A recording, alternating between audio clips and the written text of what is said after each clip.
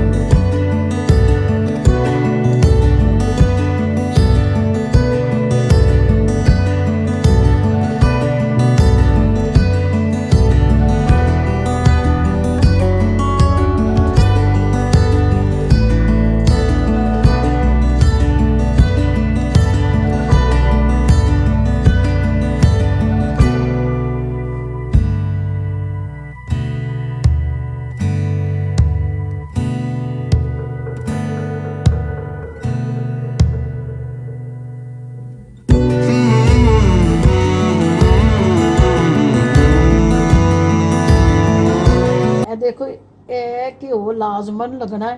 घ्यो ला लो, ऑयल ला लो, जो मर्जी ला लो, ऐसा करके लगना क्योंकि ये नीचे फिर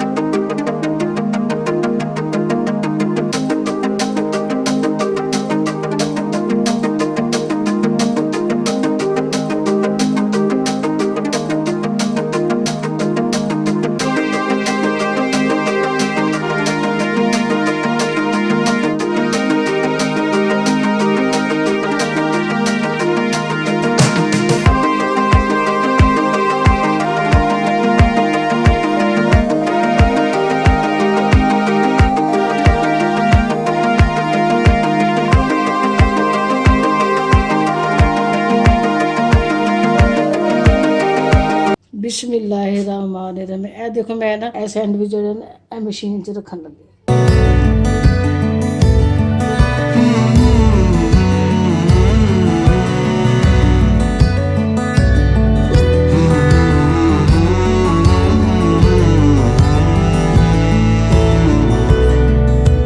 तैयार हो गए। बिस्मिल्लाह हो गए ने। आप भी ट्राई करना, अपने अजीज़ा ना भी ट्राई करना, मेरे चैनल को लाइक करना, सब्सक्राइब करना, बेल आइकन दबाना। अल्लाह हाफिज़।